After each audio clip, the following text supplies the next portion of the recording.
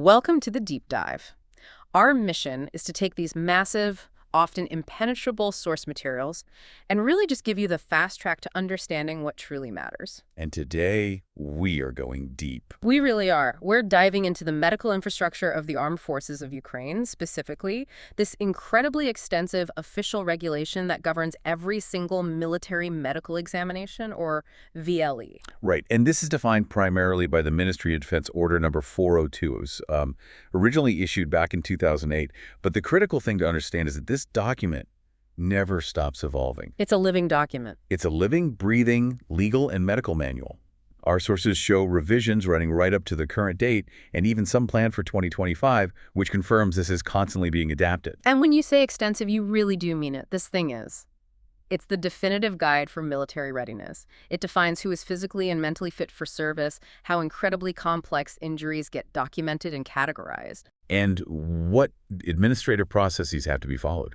It's an extraordinary blend of, high-level policy on one hand and these tiny, minute medical measurements on the other. It's the backbone. It is the backbone of the entire mobilization and service continuity effort, no question. So our goal for this deep dive is to pull out those key operational and administrative nuggets. We need to understand the machinery behind these decisions, this VKL system, and how they're adapting to digital administration. And then get into the really fascinating stuff like what constitutes peak physical fitness for a super specialized combat role like a diver. Exactly. And most critically, in the current environment, the precise standards that determine if a soldier has limited service or is considered outright unfit during a period of war. So let's unpack this crucial system. Okay, so to start, we really have to get our heads around the actual organizational structure making these high-stakes decisions. And that's the VKL system. The Military Medical Commission. Exactly. And you can think of these commissions as basically the judiciary of military medicine. And the sources show they operate with a lot of structural flexibility. They're established as both staff commissions, so permanent, integral parts of the structure. Right. And also as non-staff commissions, which can be formed as needed, either permanently or temporarily. And then, of course, you have the really specialized ones, the flight medical commissions or LLKs. Yeah, dedicated solely to aviation personnel. The fitness standards there are, as you can imagine, on another level. So when one of these commissions meets, what's the end result? What do they produce? The final output is always formalized, and these documents carry immense administrative weight. They wrap up the process by issuing one of three official forms: a certificate of illness, a VKL certificate, or a meeting protocol. And those resolutions become the legal basis for that individual's status moving forward. That's it. Whether that means extended leave, limited duty, or a full discharge, it all comes from that piece of paper. Now here's where we see the system adapting to modern conflict. And this flexibility is actually pretty surprising. VKLs are explicitly allowed to issue resolutions during on-site or field sessions. Which means they can deploy close to where the action is or where wounded troops are concentrated, which speeds everything up. But the real game changer, I think, is the ability to accept decisions remotely, or, as the document says, distantly. That remote capacity is a direct response to the reality of Allied support and a globalized conflict. It's particularly designed for cases where military personnel are getting treatment or rehab abroad. I can just imagine the bureaucratic nightmare of waiting for a soldier to physically fly back to Ukraine just for a paperwork signature. Exactly. This remote decision-making just bypasses that whole bottleneck. It ensures a much faster administrative resolution for soldiers who might be recovering in Germany or Poland or the United States. And that kind of flexibility is only possible because the system is making this really determined, it may be a bit complicated, shift toward digital interaction. It is. And this move relies heavily on a centralized government system called Trembita. Trembita. Okay, what is that? Trembita is essentially the Ukrainian government's secure electronic resource exchange system. Think of it like a certified, cyber-secure digital highway for all sorts of sensitive government data. So the VKLs are being pushed to use this system to process information. Mandated, really. And it isn't just a technical preference. It's legally governed. The sources confirm that all of the data exchange, including these incredibly sensitive medical files, has to rely on agreements defined by a specific Cabinet of Ministers Resolution number 606 from 2016. So that resolution provides the whole governance framework, the rules, the security standards, everything. Precisely. But what's fascinating here, and what shows the pragmatism of the system, is that it acknowledges the need for contingency planning, especially in a war where infrastructure is so vulnerable. So there's a plan B? There's an explicit plan B. The regulation accounts for technical exceptions. If Trembita is unavailable, maybe because of power outage, connectivity issues, or even a direct cyber attack, other info communication systems can be used. But there's a massive caveat there, isn't there? Oh, absolutely, a huge one. Those other systems must still strictly comply with all of Ukraine's information protection laws. So there's no cutting corners on security? Never. This shows that crucial balance. Yeah. They're prioritizing electronic efficiency and data sharing, but they are not sacrificing the security of these incredibly sensitive personnel and medical records. And that's a key update we see reflected in the February 2025 materials. Okay, so the VKL system has the tech framework and the administrative flexibility, but the integrity of the whole structure, it really depends on the people running it. 100%. And the regulations include this mandatory, highly detailed section on the behavioral standards that VKL members have to adhere to. This goes way beyond just having a medical license. It demands an exceptional level of professional and personal conduct. The two cornerstones are priority of service interests and, maybe most importantly, impartiality. Impartiality, so they have to subordinate their personal desires to the needs of the state. Consciously, yes. And I wonder how difficult that is to maintain under pressure. The definition in the source material is exhaustive. VKL members have to act without regard to private interests, personal attitudes toward any citizen or group, and regardless of their political, ideological, or religious views. It even explicitly forbids unfair discrimination or allowing outside pressure, whether that's from a commander or a private citizen, to influence their objectivity. And that's absolutely essential because these decisions affect lives, careers, and the operational capacity of entire units. There's no room for bias. The regulation also makes an interesting demand about being decisive. It does. They're explicitly required to continuously upgrade their professional qualifications, which is a clear standard of competence.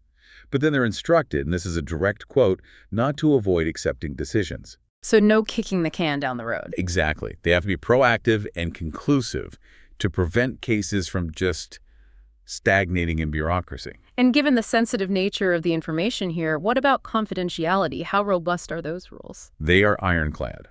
VKL members are under a strict legal obligation not to disclose confidential information about a citizen's illness, their examination results, or their personal life, except in cases where the law requires it. And that's a critical safeguard, especially when you're dealing with diagnoses that might be highly stigmatized. We'll definitely get into that a bit later. He will.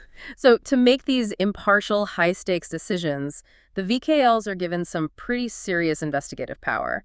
They can request a huge range of documents, basically turning them into medical detectives. They can. The routine documentation includes the basics you'd expect: personal and pension files, standard medical records, character references, things like that. But the really powerful tool, the one that shows just how integrated the VKL is with the legal and operational side of the military, is their ability to request extracts from investigations. Right, from service, special investigations, inquiries, and even pretrial investigations. Walk us through why that is such a critical step. Why does a medical board need to see a service investigation? It is absolutely fundamental to determining the causal link of an injury or illness. A VKL isn't just looking at an MRI scan and saying, yep, that's a broken leg. They have to answer the question, did this broken leg happen because of military service? Ah, I see. If the injury happened during, say, a complex training exercise, that's one thing. But what if it happened during a scenario that involved misconduct or a failure to follow safety procedures? The service investigation extracts provide that necessary context. So the VKL needs to know if the injury was a combat wound, a training accident, or maybe something else entirely, because the administrative and compensation outcomes are totally different. Dramatically different. They are merging medical science with military legal history to draw an official, legally binding conclusion. And if a case is just too complex? The system mandates they get help. They can call on leading medical specialists, doctors in civilian hospitals, the military medical service chiefs, and, crucially, representatives from the command structure of the military units themselves. So they get both the clinical depth and the operational context they need to make the right call. That's the idea. The VLE process is just incredibly far-reaching. It's not just for conscripts. It applies to pretty much everyone who interacts with the military, which really underscores how central health certification is to military life in Ukraine. That's right. The categories of personnel are so broad. You have citizens applying to specialized military lyceums. You have reserve officers, reservists who are mobilized during a special period. Currently serving contract personnel. And even, which I found fascinating, military family members who are traveling abroad and need official health clearance for that travel. It's all-encompassing, but when we look at the standards themselves, the intensity just scales up dramatically depending on the specialty. Oh, massively. Let's use the requirements for divers and aquanauts as our primary example of this really rigorous physical vetting. This is where we stop talking about general fitness and start talking about, well, human engineering. The diver requirements are listed with just astonishing granularity. The regulation demands specific anthropometric ranges, and it's all because of the operational demands of equipment fitting, internal pressure management, and just being able to move effectively underwater.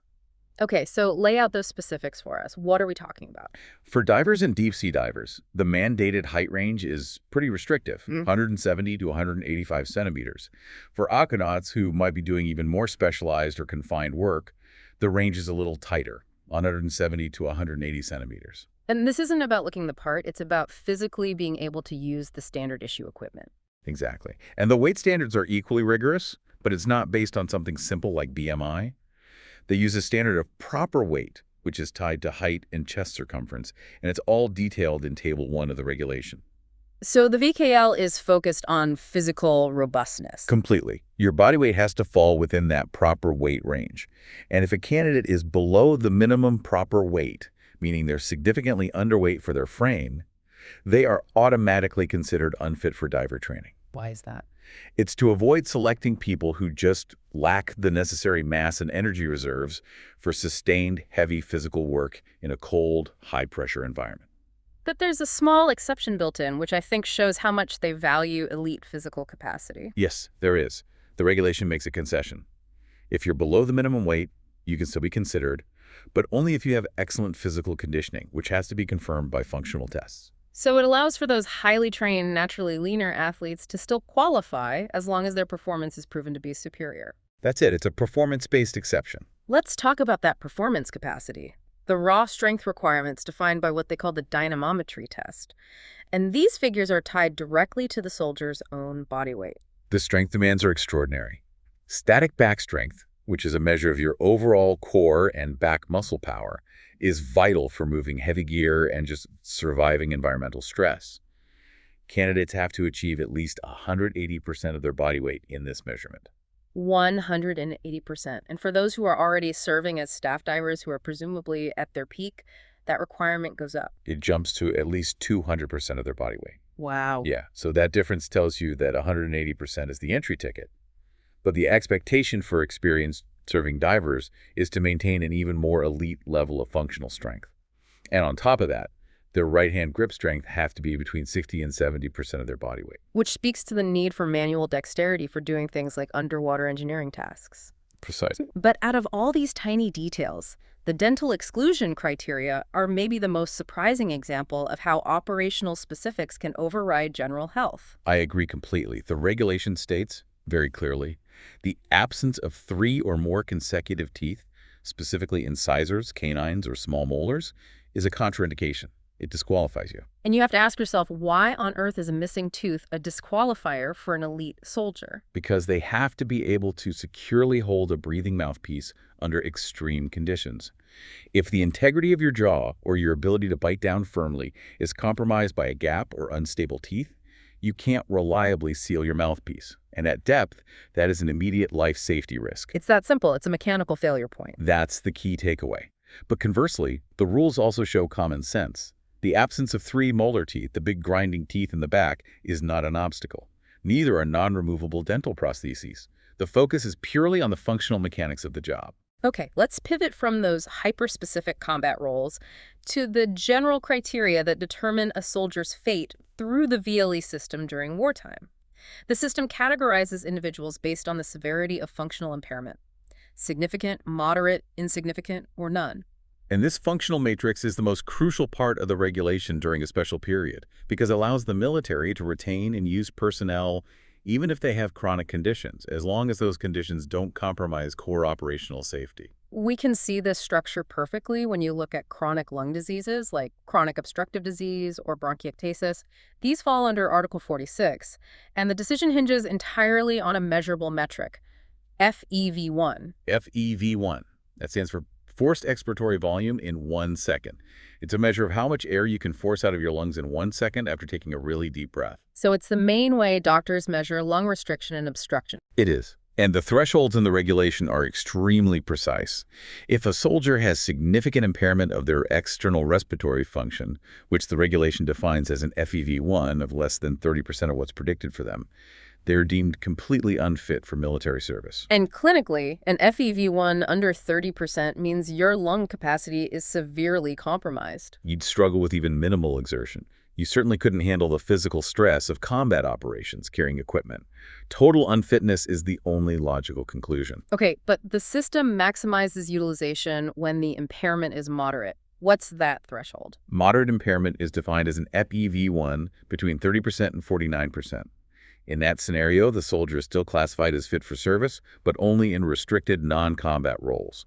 This is the official definition of limited service. Let's clearly define those roles for our listeners, because this is where a lot of soldiers with chronic conditions find their ongoing place in the service. The roles are very precisely defined to minimize physical stress and risk. They include things like military support units, logistics formations, communication centers, operational support positions, security services, Educational institutions. or assignments within the TCC and SP, the territorial centers of recruitment and social support. These are the regional military centers handling recruitment and social support, so they keep personnel well away from the front line while still allowing them to contribute valuable service. And this limited service concept is also applied to conditions like bronchial asthma under Article 47. It is. If a soldier has severe persistent asthma with frequent debilitating attacks, that results in an outright finding of unfitness, that's punct A, but moderate or light persistent asthma, the kind that's manageable with regular medication, that results in the limited service designation, punct B. So they're placed into those safer TCC and SP and support roles. Exactly. This rigor extends to the musculoskeletal system as well, specifically the spine under Article 64. I imagine a lot of soldiers suffer from back issues. How does the VLE tell the difference between a manageable bad back and a truly debilitating condition? The difference, again, comes down to quantifiable functional impairment.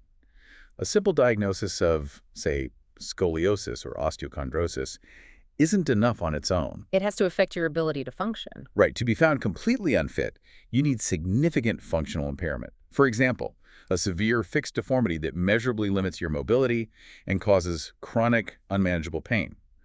But if the impairment is just minor, maybe you see something on an X-ray, but there's no real loss of range of motion or just occasional mild pain, then the individual is deemed fully fit. So the core message here is that the VLE isn't interested in blanket diagnoses. It's interested in the quantifiable, measurable functional limitations those diagnoses impose on a soldier's ability to do their job. That's it in a nutshell. Okay, let's turn now to some of the most sensitive medical conditions, where both clinical rigor and confidentiality are just paramount. And we can start with the approach to HIV infection among military personnel. The regulation begins with a very clear policy-level statement that really sets the tone for this. It does. It explicitly states, and this is a quote, "The presence of HIV infection cannot be a discriminatory factor." That immediately places the emphasis on medical capacity, not the diagnosis itself. But the assessment is mandatory and extremely thorough. It requires a consultation with an infection specialist and critically specific lab markers, the CD4 T-cell count, and viral load testing. What do those metrics tell the VKL? They tell the VKL the status of the person's immune system. CD4 T cells are the primary targets of the virus. A low count means a compromised immune system. So the diagnosis relies on WHO clinical staging and those CD4 levels. And there's a hard line for unfitness. There is. The clinical threshold for outright unfitness is explicit. A CD4 count of less than 200, which historically is the level that defines acquired immunodeficiency syndrome, or AIDS. And why is that level the hard line? Because a CD4 count under 200 means the soldier is at severe risk of opportunistic infections. Placing them in a high-stress operational environment, often with poor sanitation or exposure to pathogens, would literally endanger their life. Unfitness, which is punct A, Also applies if they have severe related conditions like HIV-induced anemia or chronic thrombocytopenia. However, if the soldier is on effective antiretroviral therapy and their immune system is what's called compensated, meaning their CD4 count is greater than 500, they're considered fit. That's Punk C. Which is huge. It emphasizes that modern managed HIV infection doesn't necessarily stop you from serving. This is where that crucial administrative safeguard comes in. We talked about the ironclad confidentiality rule earlier, and this is its ultimate test. It is. VKL members are strictly obligated to protect this information. And to make sure that confidentiality is maintained on official documents that have to travel through the military bureaucracy, documents that will be seen by non-medical personnel, the regulation allows for specific, careful terminology. That's right. The diagnosis is legally allowed to be formulated in official documents as chronic retroviral infection. It's an administrative euphemism. It is. It's a way to fulfill the legal requirement for medical documentation without explicitly writing HIV infection for personnel who do not have a need to know. It upholds privacy standards while still letting the bureaucracy function. Shifting focus now to cancer treatment. Military service, especially contract service, can be a long-term career. So how does the VLE manage personnel who are diagnosed with malignant neoplasms? Well, the standard recognizes that cancer treatment is often lengthy but can also be successful. So the rules focus on a temporary exclusion during active treatment. If a soldier requires prolonged anti-tumor therapy, chemo, radiation, immunotherapy, they are temporarily deemed unfit with a mandatory re-examination in 6-12 months. So that serves as an official medical hold. It allows them to focus entirely on their treatment without the pressure of their military status changing permanently. Exactly. And post-treatment fitness is evaluated with a lot more nuance, particularly for contract personnel who haven't reached the age limit for service. If they achieve successful radical treatment of a primary tumor, meaning the cancer is in remission, and they haven't suffered major functional loss, they can be deemed fit. And that's during the high-risk monitoring period, the first 5 years after treatment. Right. What counts as major functional loss in this context? The regulation is specific. It includes severe and permanent impairment of vital functions like breathing, speaking, swallowing, or chewing. If those critical functions are still relatively intact, their fitness is granted conditionally during that 5-year window. And after 5 years? After the 5-year mark, as long as they're still in remission, their fitness is assessed purely on any residual impairment they might have, based on other relevant articles. So, for example, if they had lung cancer, their fitness would then be assessed by their FEV1 under Article 46, completely independent of the cancer diagnosis itself. Let's move to cardiac and vascular decision points. Here, the standards are defined entirely by specific instrumental tests and classifications. Let's start with heart failure, or HF. Heart failure isn't a single diagnosis. It's a spectrum of functional capacity loss.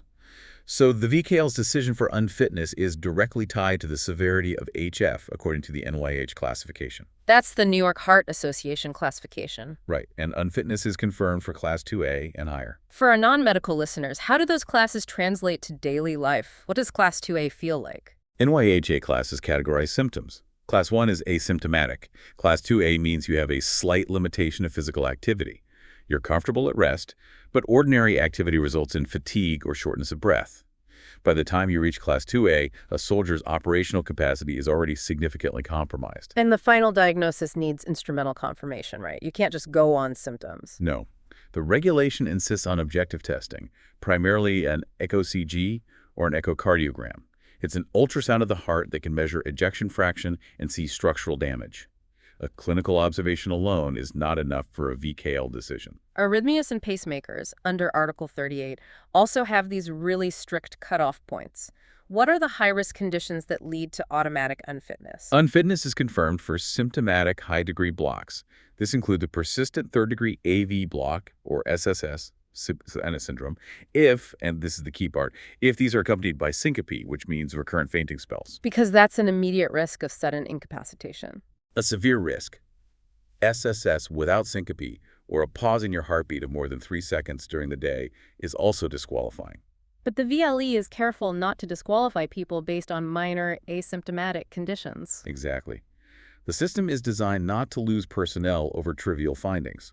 For example, occasional single ventricular extrasystoles and extra abnormal heartbeat are often found in healthy, highly conditioned people. If they're happening less than 40 times an hour and are totally asymptomatic, they do not prevent service. The focus is always on the functional impact.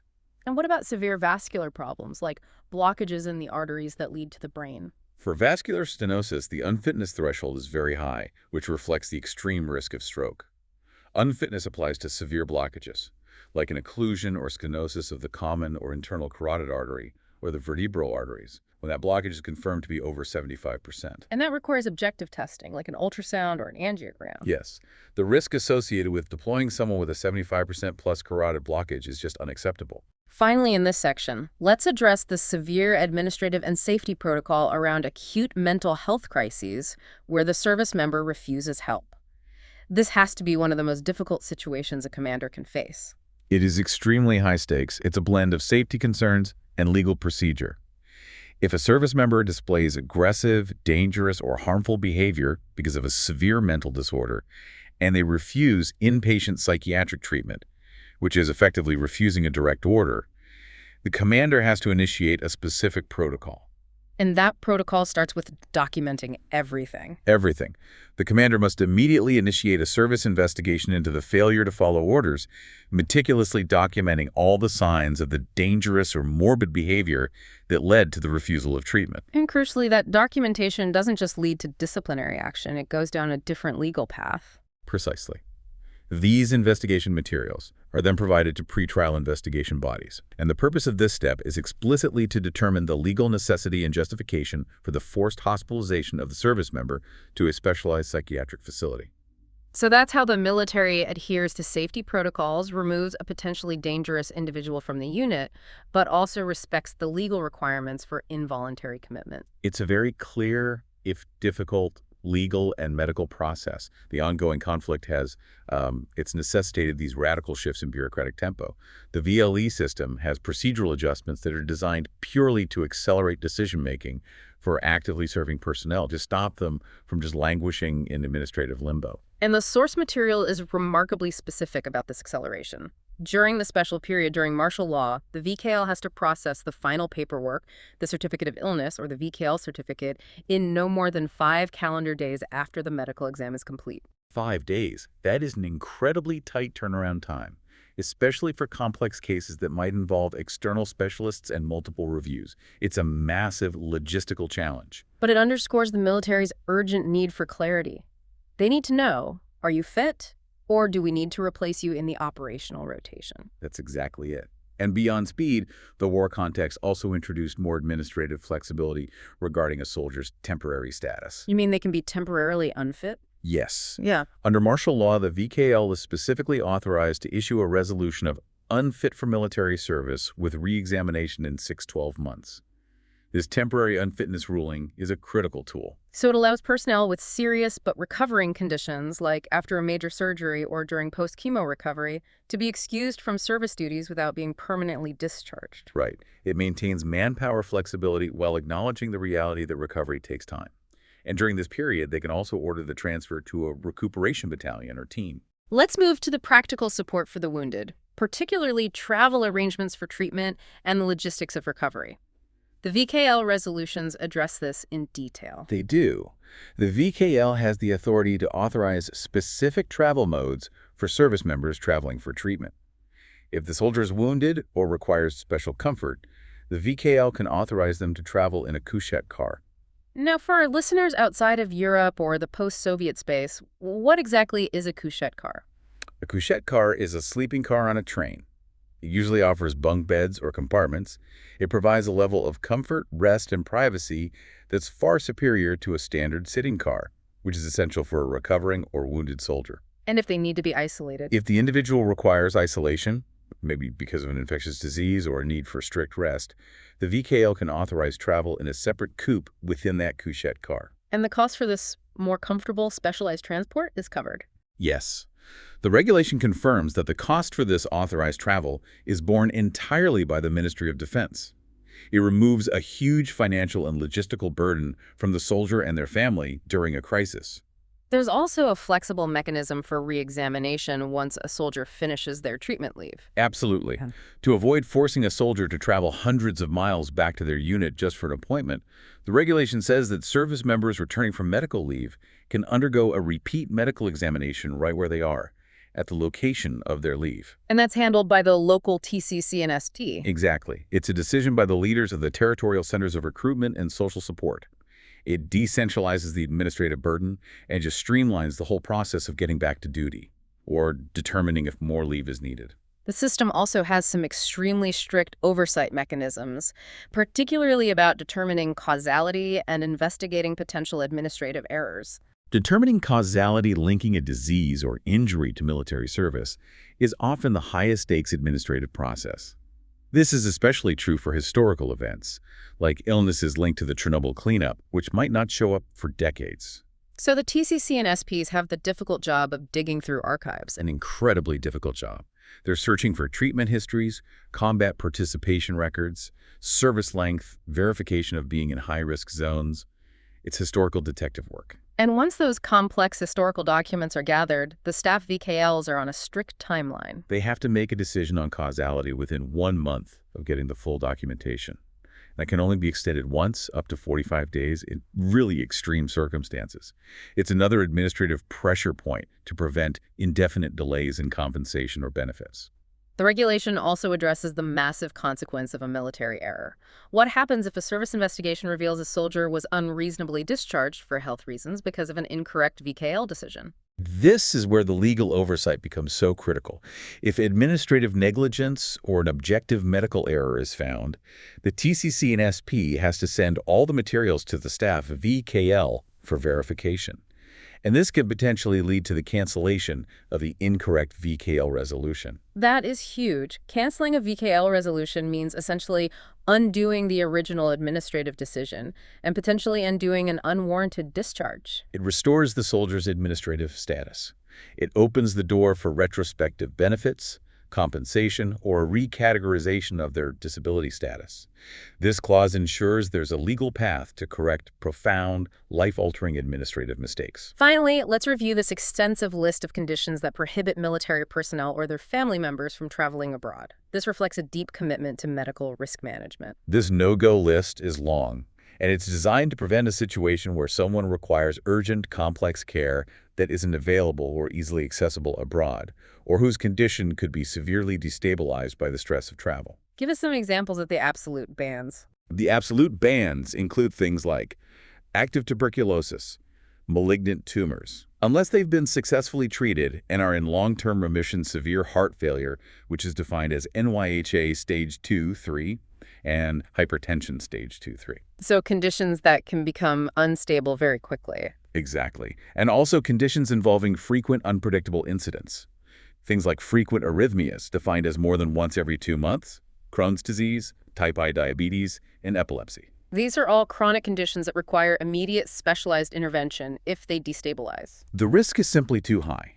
However, the regulation provides this interesting, nuanced exception that's based on geography and time. Okay. Several prohibitions are lifted. For example, compensated type 2 diabetes, stage I hypertension, or healed ulcers that have been in remission for more than 5 years, but only for short-term trips to countries with a temperate climate. Why the focus on a temperate climate? Environmental stress is a major factor for chronic conditions. Extreme heat, high humidity, or severe cold can destabilize blood pressure control in someone with hypertension or complicate managing diabetes. By limiting non-essential travel to temperate zones, the military is minimizing known environmental risk factors for these manageable chronic conditions. It's a highly specific, medically informed restriction. Hashtag #TechTech outro. We have covered an incredible amount of ground today. We've gone from high-level digital governance all the way down to the precise functional loss metrics that define a soldier's fate. What this deep dive really reveals is a highly detailed, codified, and increasingly digitized system that's under immense wartime pressure. It's true. This regulation, Order 402, it's the definitive roadmap for military medical capacity. We've seen these rapid administrative changes, like the 5-day processing window during martial law, and the reliance on digital systems like Trembita, all driven by the need for operational speed. And we've seen just how personalized the evaluation is. Fitness isn't a simple binary state. It's not just fit or unfit. It's this complex, multi-layered matrix determined by precise, measurable thresholds. Whether it's the exact requirements for static back strength for a diver, or the quantifiable FEV1 percentage that gets you a limited service designation, or that 5-year monitoring period for post-cancer recovery. This rigor is essential, isn't it? What is?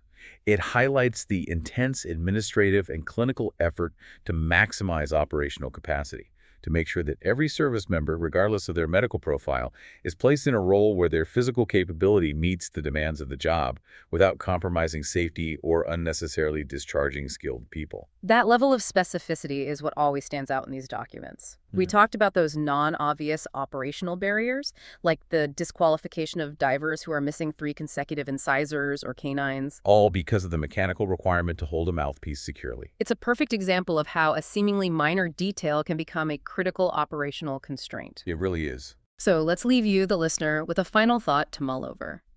Considering the rapid evolution of modern warfare, think drone command centers, cyber operations, advanced sensory equipment, what non-obvious, seemingly minor medical or physical detail that isn't traditionally seen as a combat skill might become the strictest barrier to entry for a future elite military specialty? That's a great question. If a missing tooth can disqualify a diver, what minor neurological tic, or maybe a previously ignored low-level ocular function, would disqualify the satellite data analyst whose entire job relies on processing minute visual details under extreme cognitive stress? A fascinating exercise in connecting human physiology to future military technology.